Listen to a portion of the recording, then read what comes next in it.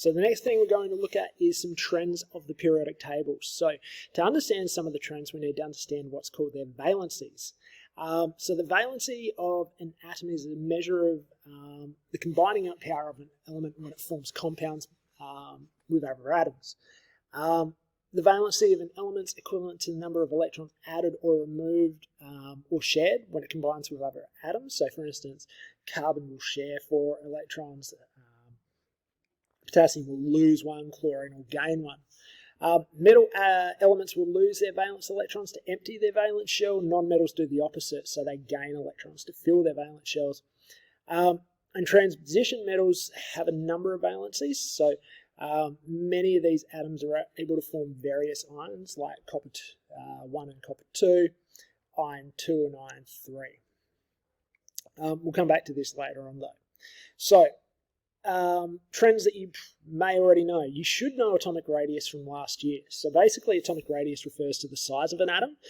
So that's the distance between the center of the nucleus and the outer part of the valence shell. In general, what will happen is if we go down a group, your atomic radius will increase and it will decrease as we go left to right across the period. So this graph sort of shows period to period what's happening. So this is going from left to right.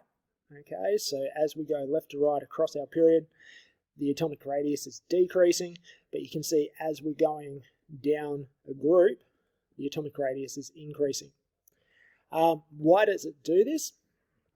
Well, as the period number increases, effectively what we're getting is an additional shell being added to it. So lithium in group 2, sodium in group 3, potassium in group 4, we're talking about having an extra shell.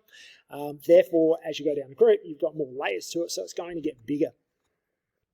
Across the period, what happens is the number of protons increases, and this increases the nuclear charge in the nucleus. As a result of that, what we get is a stronger attraction for our valence electrons, and it pulls them closer to the nucleus, and it decreases the atomic radius. I've just realized you probably won't see all of that top section, so I'll just push that down for you. One thing we need to know going forward for our next trend is what's called electron shielding. So basically, as you move down a group, so imagine you're in group 1, you're going from hydrogen to lithium to sodium, etc. As you're moving down, we get more electron shells added to the atom. So what effectively happens is the valence shells become further away from the nucleus. The attraction of these valence electrons to the nucleus decreases, and that means that our electrons are more easily removed, or they're more difficult to attract. And that's why when we look at it in a bit, you'll see that reactivity goes up or down depending on whether we're dealing with metals or non-metals. The inner shells contain electrons still though, and this can also have an impact on the attraction between valence electrons and your nucleus, because effectively what those internal atoms do, or electrons do, is they block the attraction of the positive nucleus to the valence electrons by shielding that nuclear charge, that positive charge. So what this does is it further reduces the attraction on the valence electrons as you go down a group. Okay, so the more electrons that occupy the inner shells, the more shielding we have. They still repel from each other, but if we've got more electrons, they will effectively decrease the force on those valence electrons. So what can that impact? Well, it can impact electronegativity for one. Now, electronegativity is new. The positive nucleus attracts electrons from neighbouring atoms, and that's how it forms bonds. Electronegativity is the tendency of an atom to attract electrons from other atoms. We also call it its electron affinity, so how much it's able to draw in those electrons. And we measure these, or measure electronegativity in Pauling units. Don't need to know too much more about the units than that. Two things will affect electronegativity of a element, its atomic radius, and its nuclear charge. So basically, atoms with a smaller atomic radius, they've got a smaller distance between the nucleus and the neighbouring atoms' electrons. Now, if there's less distance and there's less shielding because, well, they're smaller, what will happen is they're going to be able to attract those electrons more easily. Okay, so the electronegativity actually increases as we have a smaller atomic radius. If we increase the number of protons in the nucleus, we get a bigger nuclear charge. And again, this gives more force to be able to attract electrons from other atoms. Having more protons as well also decreases the atomic radius. So that again means that there's less distance between the valence electrons in the nucleus, so it's easier again. So effectively, it's about making sure that there's more ability to attract those electrons to the nucleus.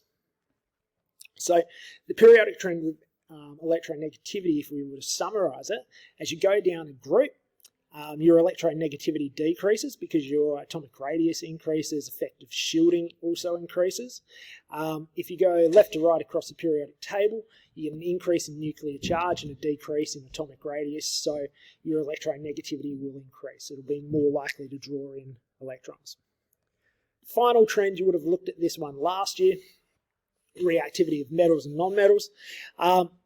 You need to separate metals and nonmetals for this because they react differently. Metals will lose valence electrons, nonmetals will gain valence electrons, and this can also be referred to as metallic character or non-metallic character. So for metals, if we're going down a group, the reactivity increases. The reason is it's easier to lose valence electrons. There's a greater impact of shielding. The valence electrons are further from the nucleus, so it's easier to actually lose them. Non-metals the opposite. So as we go up a group, the reactivity increases because there's a decreased amount of shielding or a decreased effective shielding. There's a greater or there's less distance between the valence electrons and the nucleus, so therefore it's easier to attract electrons.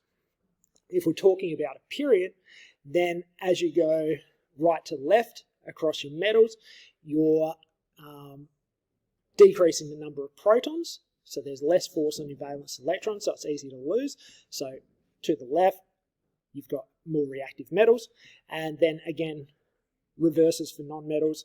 As you go left to right, you increase the number of protons, you also decrease the atomic radius, so the valence electrons are closer, there's more force on there, it's easier to add them, and they get more reactive. So ultimately, if you're looking at what your two most reactive metals are, or non-metals, if we go back to your periodic table, let me move that to the middle, so more reactive for your non-metals, so fluorine will be your most reactive non-metal, more reactive, francium is your most reactive metal. Okay. Any questions? Bring them up in class.